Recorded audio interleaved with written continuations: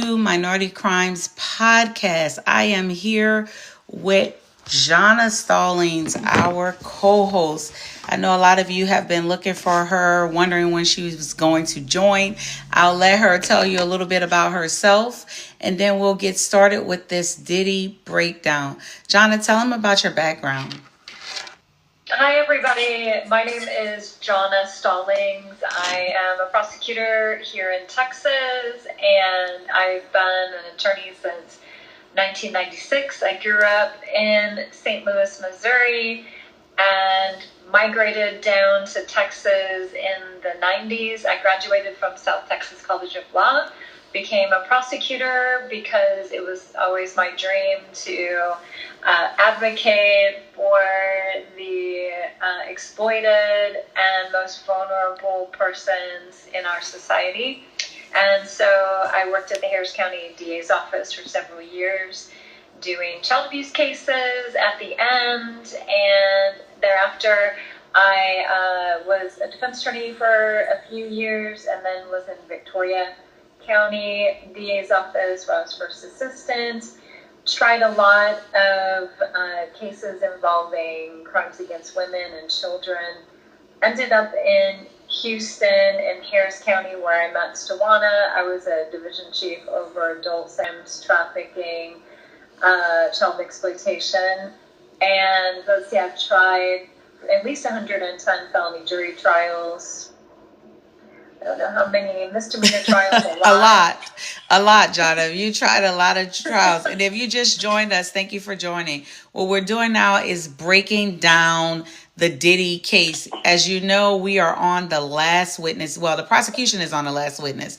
And I see you're out there. Go ahead and follow, like. Again, we're two prosecutors breaking down witness testimony, the charges, what a prosecution stands at right now. So go ahead and share, ask your questions, drop your comments down below as we go along. So, Jana, first of all, let's talk about the federal charges against Diddy. We know that he's charged with racketeering, coercion and enticement, obstruction, and transportation for illegal violations.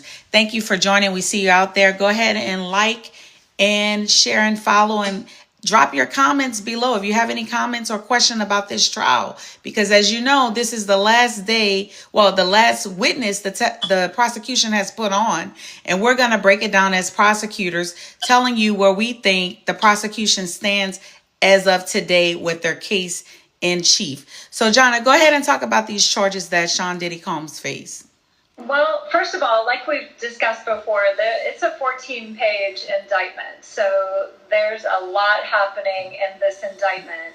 And I think it's important to focus in on criminal enterprise. What does that mean?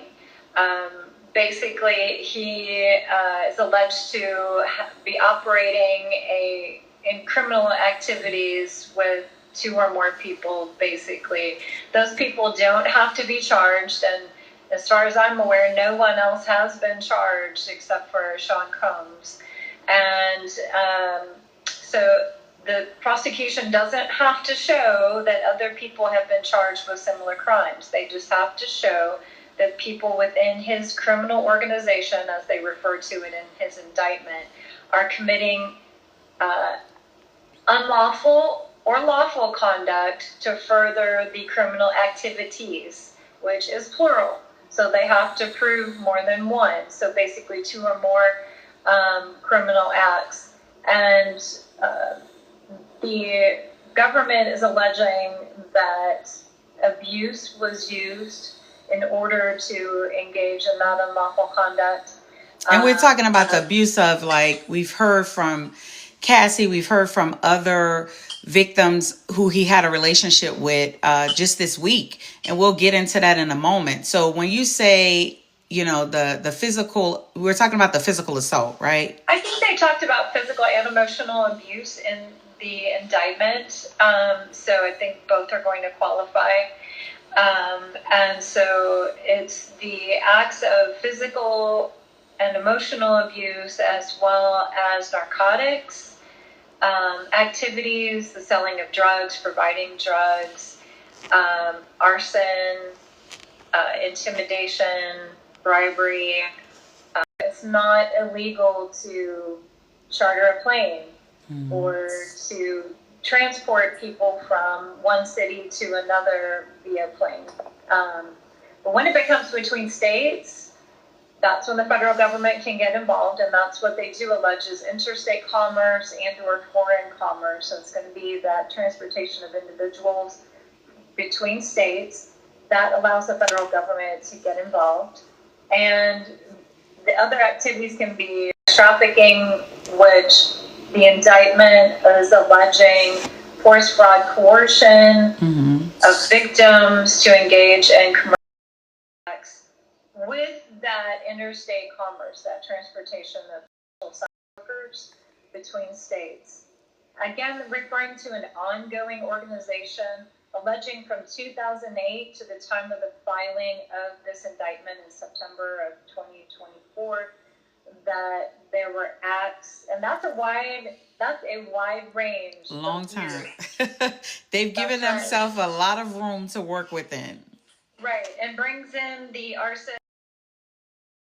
We know these elements as it relates to these charges in a Diddy's case. We understand what's going on with these victims as well as the witnesses that the prosecutor has put forward. And so we're here to just break it down and talk to you about it, especially because the prosecution has said that the witness that's on the stand now is their last witness. So if you have any questions, go ahead and drop them down in the comments section.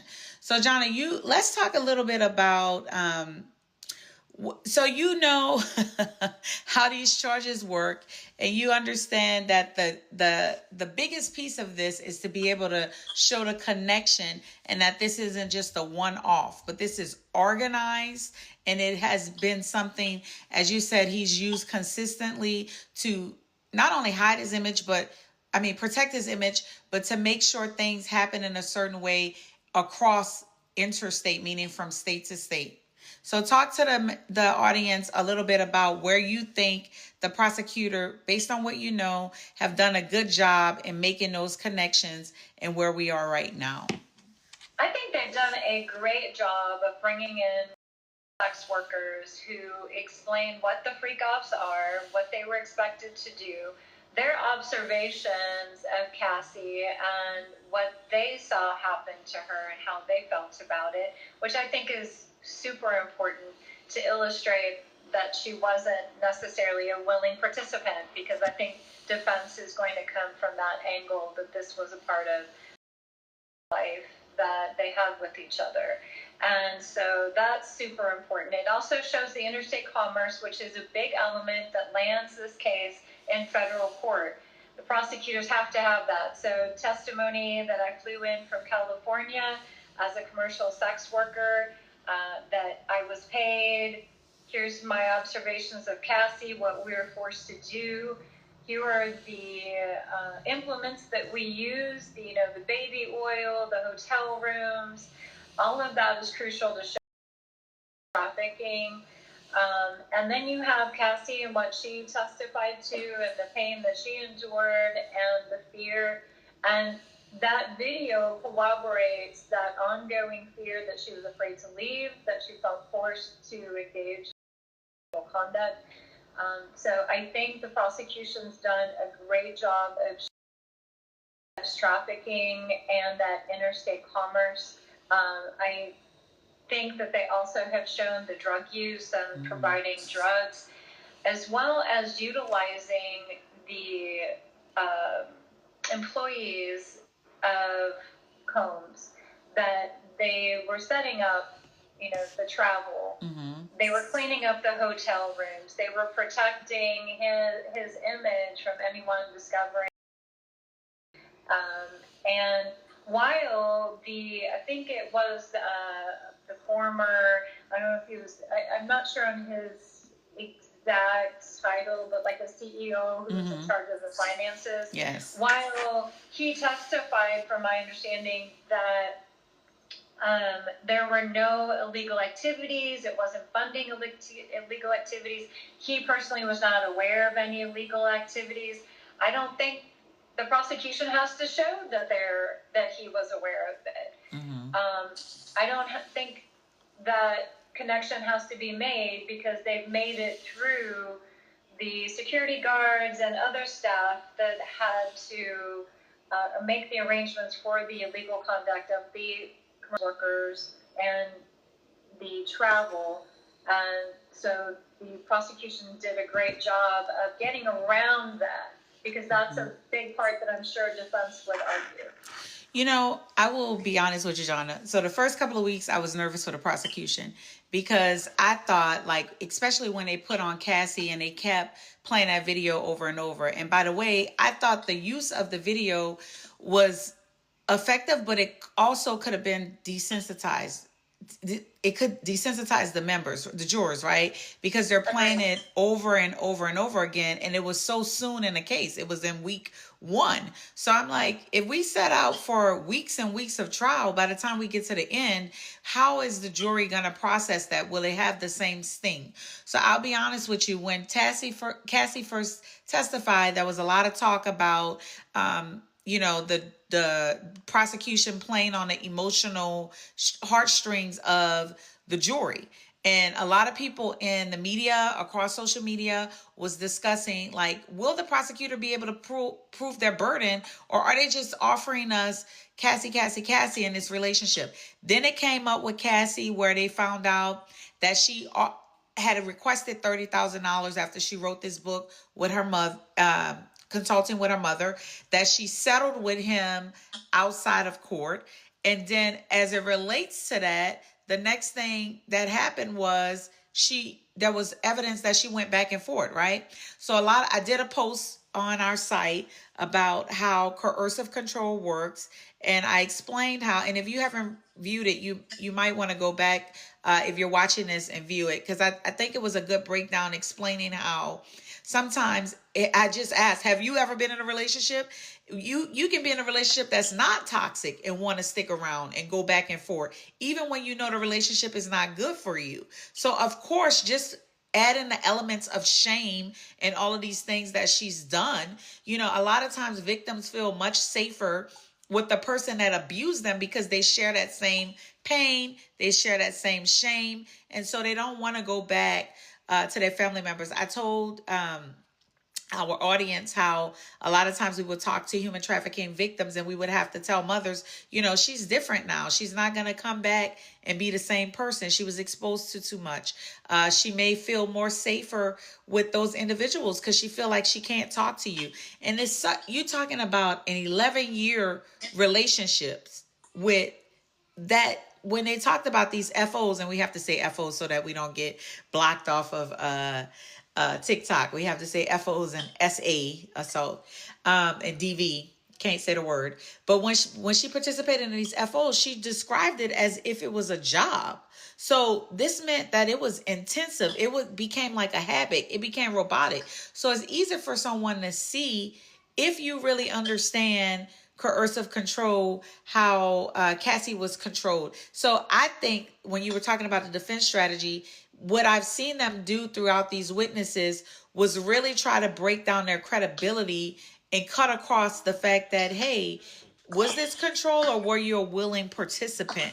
And you've seen them do that a lot throughout all of the witnesses that they've had on cross-examination. And then we had... Yeah, I'm sorry, go ahead. No, you got it. No, I was just going to say, as far as like the length of the trial, a long trial works to the benefit of the defense, right? Because what exactly did Cassie say? It's hard to remember. What about that emotion that she felt? Do they still feel that emotion exactly that they saw, with Cassie? Do they remember the evidence? Feel that emotion exactly that they saw? With Cassie, do they remember the evidence? When I heard this would take weeks. You also, I agree with you, like you desensitize the jury when you play something over and over and over. Get the biggest bang for your buck. But also putting her out front. I'm a big believer in putting your complaining witness out front at the beginning. And then everything that comes in after her, you're just corroborating her and what she said from the get-go. So you're not waiting, but what does Cassie have to say, right? Like 3 weeks in and they haven't heard from Cassie. that might be a problem, right? And then it's a deflating situation. So I like that they put her on up front.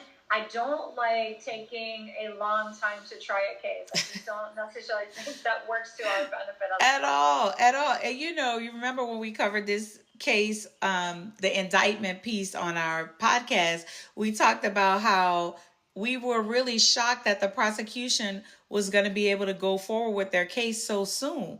We kept saying, oh my goodness, are they really going to be ready? But now I think I kind of see why they wanted to be ready. And a part of that is the fact that we know that Cassie is very pregnant.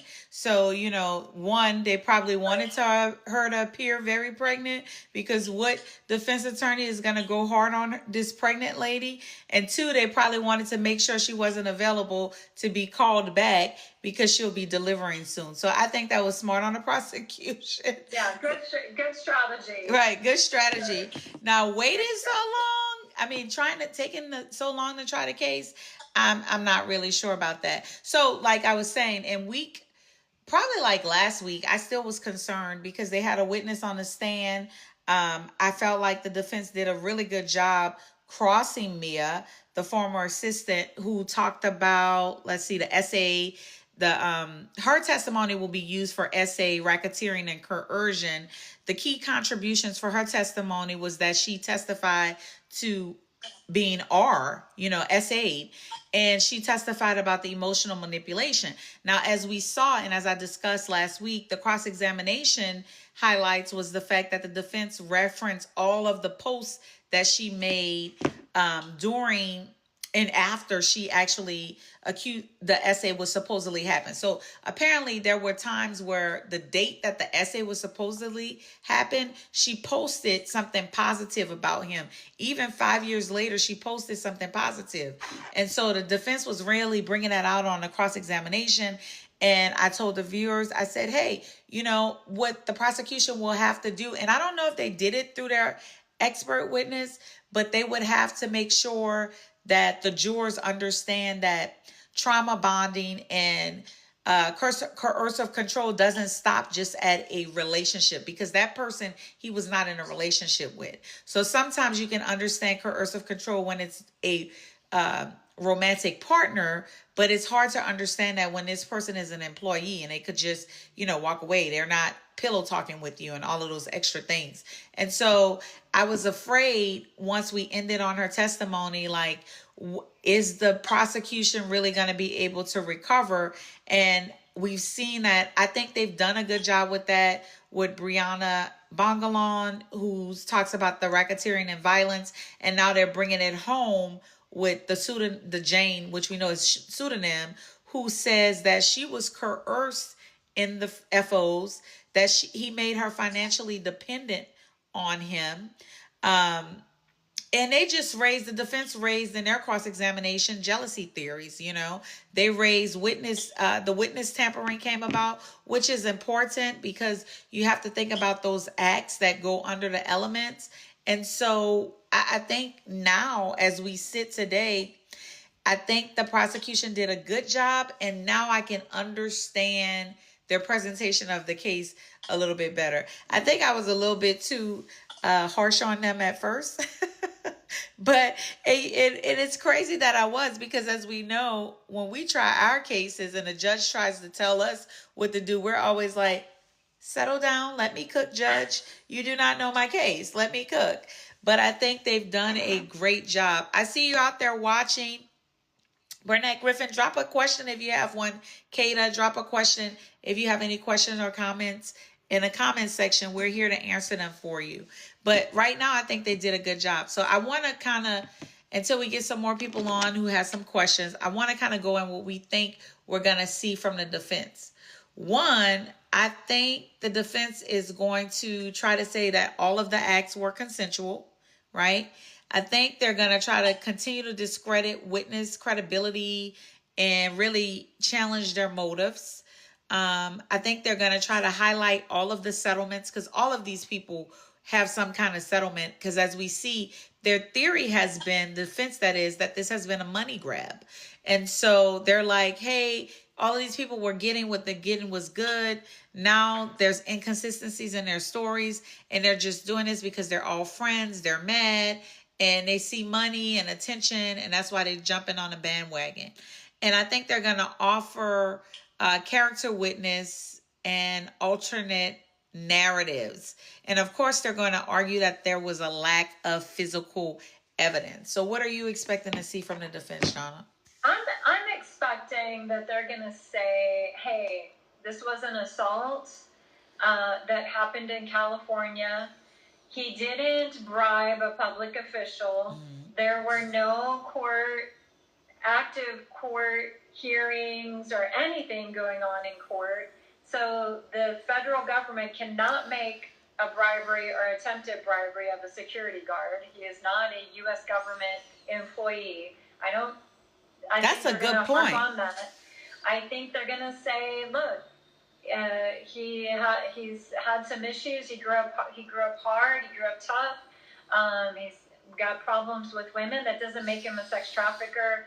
That doesn't make him a racketeer. You've heard from, his own individual who was in charge of all the finances for years, who saw none, zero criminal activity with the money. And he would have made sure that he put a stop to it if he did. Mm-hmm. And he sounds like he was a very credible witness.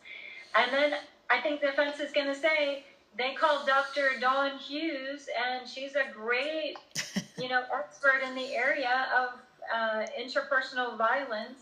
But what is she? They have no expert who explained that this was.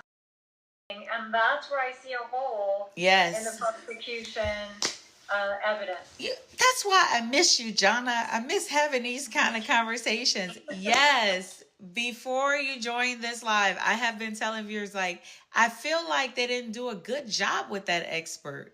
I feel like there was so much that they could have gotten out of that expert. One of the things that you just said, trafficking piece, right? Another part of what especially when you're dealing with people who are an adult, as you know, based on us trying these types of cases, it's hard to get jurors to have any type of emotional impact on seeing that this person was trafficked. They automatically feel like they're an adult. They wanted to do it. They agreed to do it. These aren't children. So a lot of times when you use words like trafficking, people's mind automatically go to what? Children. People's mind always think of a scenario with handcuffs or in the back of a truck.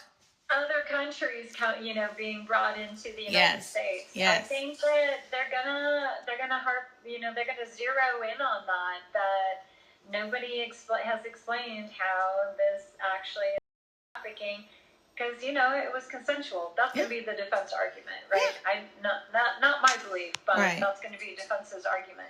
I think they're going to say there's a reason that there's a statute of limitations in California why he couldn't be charged in California for the assault, is because at some point a person moves past their mistakes in the past, and they're going to say he tried to right the wrong with her, and he has righted the wrong via civil court, and that's where it should have stayed because of the statute of limitations in California. That the feds are just drumming up a case to make some headlines and go after his money, because ultimately they want his money.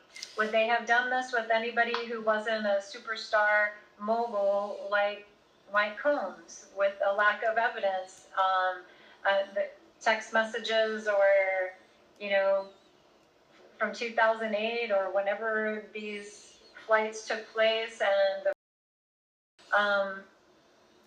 it's not there, is what defense is going to say. Yeah. So it's going to be interesting to see who they're going to be able to actually get. Hold up. I need to share this link. Somebody is asking me to share it. But if you just join us, go ahead and ask your questions in the comments. We are two prosecutors. We have a podcast called Minority Crimes, where we focus on marginalized communities and individuals. and tell their stories. Right now, we're breaking down a Diddy case and where the prosecution stands as it relates to the evidence, the witness, and the charges. So if you have any questions, go ahead and drop them down in the chat. We're looking forward to engage with you. If you're able to get these women under your control, right? Like most of the time, the victims are attracted to these individuals because they're charismatic and they're dynamic. So I think that in his mind, he may be able to think he's able to finesse He's the absolutely jurors. going to think that. Is defense going to talk him out of it? Am I right? Are you always successful with talking your clients out of it, John? No, and sometimes they help the prosecution once they testify. Correct. So, correct. Is he going to help them make their case, finish it up, all the loose ends that might be there? There might be a lot. I'm thinking there's a lot of good cross on Puff Daddy. Don't you think so? I mean, absolutely. As a prosecution, probably stuff they couldn't get in unless he testifies. And let's talk about that. So yes, so a lot of people, I know they were saying, a lot of people who are on Diddy's side because they feel like, hey, this guy's a bad guy. Look, from the first 3 weeks, like I told you, I was the same way. I felt like the defense had proven that he was a DV. He committed DV. I felt they proved that he was a horrible employer. I felt that they proved that there were times where he tried to pay somebody off. But like you said, this is not a federal employee, right? So where is the bribe? And, so I felt all of that. But then, like I said, once they started putting on this evidence in the past week, I just feel like they've done a great job. So any chance that Diddy had to finesse the jurors, I think is gone. But you never know, because guess what? You never know. Defense, even if it's one person, Yeah, because guess what? It takes only one, right? It an anonymous. I mean, you have to have all jurors to agree. Is it still like that in Texas? I forgot how it is in Texas. It is. You got to have all 12. Got to have all 12. It's the same for federal, right? You have to have all 12. Correct. So I think missing out on explaining how trafficking works and that whole psychology that goes on between the trafficker and the complainant is it's missing. One thing I would have loved to have seen from an expert in that area, not just like as a psychologist, right? But someone who has been on the street, is maybe also a survivor, who works in the space, could explain the dynamics of that relationship. Because I think that's their best case. Yeah. That's their best chance. Yeah, you got to get somebody from the world. Remember when we were in Houston, in Harris County, there was a woman, I forgot her name, but Rachel Fisher, probably. Is that her who used to be in the... She's a forensic nurse and an expert in trafficking. Yeah, and so a lot of times what you do as a prosecutor is you want somebody that's specific to that world. Now, I'm not saying that the lady was a bad expert. I'm just saying that I don't know if she has the necessary experience or acumen to really the S trafficking part of it, right? Because so on and so forth. So yeah, I think you're right, Jonna. I think they missed a big opportunity to explain to these S traffic examination being tough. Now it will, once this last witness, Jane, she's finished with cross-examination if she hasn't for the day already. What's going to happen is when defense puts on their case, now the prosecution will be able to cross-examine the defense witnesses. Now, what's going to be interesting in that is, will the prosecution be able to do as an effective job as the defense did? And as you know, Jonna, sometimes that's hard for a prosecutor to do because mostly in your career, you're not crossing witnesses. What do you think about that? Well, we normally do not get a witness list. We don't know who defense will call. We don't know what they will say, whereas we have to give defense for the most part, everything. In Texas, we have to give literally everything. Other states might be different, but you don't know. It's like you're in a dark room. I liken it to this, like when they're calling a witness you've never heard of. It's like you have entered a completely dark room and you got to feel your way around to see what's in the room, and what am I going to do with that? And sometimes it's kind of a panicky moment because you're like, I got no idea what question to ask. And then it just starts to flow, like, oh, I know where to go with this. Right, so, right. Every case is different, but the cross-examination is hard. It's its own art form in and of itself. And it takes a lot of practice. But like you said, you may not be in trial all the time. Right. So how do you get around that? Exactly. You think about, it's a lot of thinking. We have a very heavy on the thinking type of job. So a lot of time has to be spent, right? At least what I do to prepare for cross is thinking of people that they potentially would call, and then writing a list of good cross points or areas I would want to explore with that person, at least to give me some sort of backbone to work off of, so I'm not just like with a blank page, which is kind of intimidating for a prosecutor when you're about to ask a bunch of questions. You don't want a blank page at all. So you want to have a plan too, right? You want to be thinking, how can I lock them in on certain issues and then come back around and ask them questions to show that they lied or misled on things I locked them in on.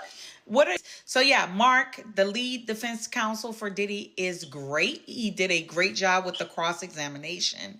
He's known for his technique. We know from the earlier days in the trial that the jurors were pretty taken with him. They seemed like they were pleasantly, they gave him his, they approved of him. As we know, that's always important in court to make a good impression, making sure that jurors. Oh, speaking of that, did you guys hear tonight? The Judge Submaranian, decided to basically he went off on defense because during the testimony of cross-examination on yesterday, I believe it was yesterday, or maybe they was finishing up. It had to be today. Basically, what happened was Diddy was nodding his head aggressively to the juror box as if he was in agreement or something with what was being testified to. And I know some people had asked me earlier today, well, can a judge do that? He absolutely can, because the judge is responsible like a referee to make sure that the proceedings are fair, to make sure that it's just. And if there's any interference from anyone who is basically hindering that process or potentially, can potential cause an effect to that process, the judge is going to step in. And so the judge saw that, did not like it, asked the defense, is this going to happen again? Defense was like, no. So you know what that conversation is going to be like with Diddy. That was a serious conversation. That's a serious conversation. Look, dude, can't do that. I don't know how you talk to Diddy. I don't know if he's trying to explain his way out of it. But based on what I've seen thus far, I don't think that he is going to testify. But what are those things you think the prosecution is going to be hung up on in their cross-examination? What do you think they're going to be looking to get out of these witnesses? That they couldn't have really seen what happened behind closed doors between Cassie and Combs, that these things absolutely could have happened and they had no idea, they just didn't have the access to their private times. You want to get them to admit to criminal activity. And so they are not going to admit that they knew about the social sectors and that they participated in that. So we already know that it did take place because the commercial workers were there and testified at the trial. At least one, I don't know how many, but at least one did testify. So developing any motives to protect, that, developing that relationship, how long the relationship they've had with Combs, how they have financially benefited, how they would continue to benefit if he's out, and how they wouldn't if he's in. for life or many years. Exactly. What do they Absolutely. have to lose? Yep. So it's about getting out the bias from the witnesses. It's about showing the bias. Now you have the prosecution doing that, whereas at one point you had the defense has been doing it all this time. Hey, these people are, coming forward because it's a money grab. They are basically conspiring against him to get his money. They've already gotten money. So I think the defense has done a great job. But it's sort of like how my mom used to say, like, everybody can't be lying on you, though. At some and if everybody comes off like they're lying, then that's problematic for the prosecution. Correct. Because then they're going to be like, I don't know who to believe. I don't know who to believe. Right? And So it only that's takes dangerous. one. It only takes one. It only takes one. I don't Not know. everybody, everybody, like you said, cannot be lying. Right. So they have to divine where the truth lies. Right. Absolutely. So she was underutilized unless they utilized her more outside of court. And that's Nicole Westmoreland. Because as you know, she did this last cross against Jane, and she's on the cross for Jane, but she's actually it was Brianna Bongolan who she challenged her credibility and pointed out inconsistencies in the statement. But Westmoreland, she has her own history with being a victim of SA from someone in this industry. And she's also was on a young, she was a part of that RICO case in Georgia with Young Thug. So I at least thought she was going to do the cross of Cassie. I really thought she was going to do the cross, but it makes sense for the lead defense attorney to do it. I don't know if she would have did any differently, or I don't know, but I just felt like. What'd you think of the cross of Cassie? I thought it was okay. I thought it could have been a little bit harder. I mean, yeah. I know they have to watch the perception being that she's pregnant, right? So they can't go too hard, but I thought it was okay. I mean, I think I would have gotten out more about, because really and truly, Cassie didn't prove the prosecution's case, which is why I thought Westmoreland was going to do it, because usually you put a woman up, especially when you have this person that's pregnant, and then knowing that she's a survivor, she would have that instinct nature to know how to come at Cassie because she's been a victim herself. So I would say, that's probably a mistake not to have used her on the cross of Cassie, because she would have been much. I didn't see the cross, so I don't know, but she might have been more effective and able to get up to the line more effectively and easier than he could as a big guy, I think so. So I think that was a missed opportunity for the defense. But again, they came back and they went hard on every witness after Cassie. They went hard. I mean, and I think some things, there was a lot of talk about the jurors, their expressions. Some jurors were not feeling some of the witnesses, especially when the defense were able to bring up the inconsistencies. There were a lot of reports from the court that those witnesses were like taking notes and making faces. And so because of that, I think the defense did win some points, but we'll have to see if they continue to win points with their case. You can expect us to continue to cover this case. We are looking forward to see what the defense case is going to be like. Once we get started and on the way with the defense case, we'll come back to you and do another live and just wrap up what we expect to see and where the evidence lie as it relates to the case. Again, I do think as of today, the prosecution has done a great job with meeting the elements. They didn't do it so far in the first 3 weeks, but I think as they end their case today, they're in a good position. The challenge, though, remember, is that it is up to the juror to decide whether or not they did a good case and to decide whether or not they feel that the prosecution has met their burden beyond a reasonable doubt. And so, like Jonna said at the beginning, the longer your case is, the better it is for the defense. So it makes sense why the defense says, hey, this is going to be a long case. Because guess what? They can tire these jurors out, because it is an emotionally draining process to be in trial. And it is emotionally draining when you're on that jury panel, because some of this stuff is going to get lost in the sauce. And that's what defense is betting on. That's how they're going to be strategic in their case. And these are very talented attorneys. So I cannot wait to see their case. I think there's going to be more drama in their case than what we've seen on the prosecution side. What's your final thoughts about that, John? I think they should bring the drama if they're hoping to beat this. Right. I think they're gonna need that to counteract some pretty serious elements that I believe the prosecution has met. So, but whether the jurors believe that or not, we see it from a legal standpoint. So it's a very emotional case with big named individuals testifying and charged. So I think they're going to come out hard, is what I think. Yeah, and I am here for it. Same, it'll be interesting because that pressure is not on us, so we can sit back and eat our popcorn and just watch it and listen. I cannot wait. We really appreciate you joining us. We're sorry. Yeah, we had a lot of technical difficulties, but I think we appreciate you on August 6th. So we have all new material coming August 6th. Some really good new cases. We've been having so many people reach out to us. We're excited to share our heart with you, our experience, and our wit. So we're looking forward to talking to you more. If you have any questions, go ahead and email us. We'll make sure we address it during the next live. Until then, have a great night. Bye. Bye-bye.